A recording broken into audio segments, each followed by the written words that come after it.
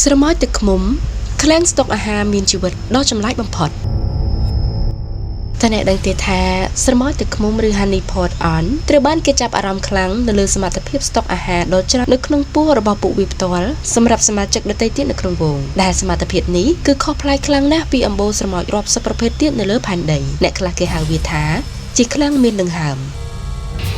ជំរាបសួរនិងសួស្តីដល់ប្រិយមិត្តតើស្រមោច honey pot មានដំណើរស្តុកអាហារដាក់ចូលទៅក្នុងខ្លួនរបស់វាបានដល់របៀបណាទៅចុះស្រមោចដទៃទៀតអាចក្រេបយកអាហារពីក្នុងពោះរបស់ពួកវាបានយ៉ាងដូចម្ដេចតោះខាងក្រោមនេះគឺជាការបកស្រាយសមហេតុផលតាមពិតទៅ honey pot មិនមែនជាស្រមោចតែមួយប្រភេទនោះទេប៉ុន្តែវាជាក្រុមស្រមោចជាច្រើនប្រភេទដែលរស់នៅតំបន់វាលខ្សាច់ដូចជាប្រទេសអូស្ត្រាលីអាមេរិកខាងជើងនិងមិចស៊ីកូនៅទីនោះអាហារមិនមានជានិច្ចនិងគ្រប់គ្រាន់នោះទេដោយរដូវខ្លះមានផ្ការីកនិងទឹកលំអងជាច្រើនប៉ុន្តែក្រោយមកក៏អាចនឹងខ្វះអាហាររយៈពេលយូរដោយភាពក្តៅហួតហែងទៅវិញដើម្បីរស់រានមានជីវិតម្ចាស់ស្ត្រីស្រមោចបានបង្កើតវិធីដ៏អស្ចារ្យមួយគឺជ្រើសរើសយកស្រមោចកម្មករមួយចំនួនឲ្យក្លាយទៅជាអ្នកផ្ទុកអាហារដែលអ្នកវិទ្យាសាស្ត្រហៅពួកវាថា replet តើពុកម៉ែបងប្អូននឹងទេការផ្ទុកនោះគឺតាមរយៈការស៊ីឲ្យច្រើនបំផុតតាមដែលអាចធ្វើបានពីព្រោះស្រមោចដែលបានជ្រើសរើសទាំងអស់នោះ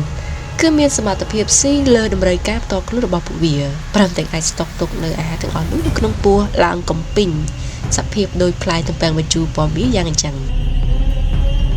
ប្រិយមិត្តប្រហែលជានៅឆ្ងល់ណាស់ថាបើគ្រប់ពេលក្រុមស្រមោចអ្នកស្តុកទាំងអស់នោះត្រូវតែនៅនឹងមួយកន្លែងដោយព្យួរខ្លួនទៅផ្នែកខាងលើបំផុតនៃជម្រៅសម្បុកដ៏សែនជ្រៅទាំងអស់នោះ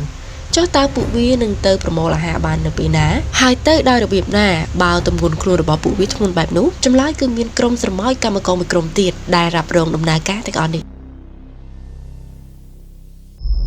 ទឹកដមដែលបញ្ចេញដោយសារដទៃទៀត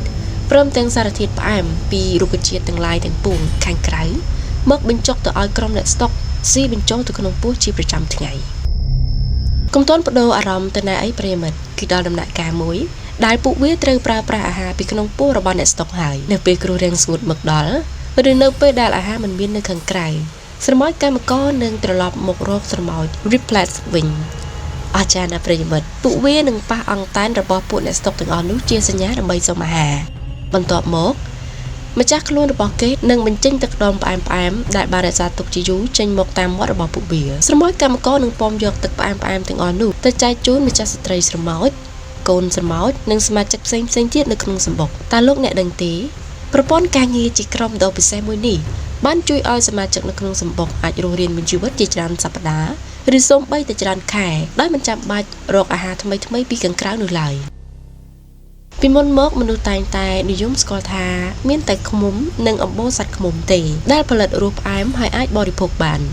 ប៉ុន្តែមែនទែនទៅជនជាតិដើមភាគតិចជាច្រើនក្រុមនៅក្នុងប្រទេសអូស្ត្រាលីគេបានស្គាល់វត្តមានរបស់ honey pot រាប់ពាន់ឆ្នាំណាស់មកហើយ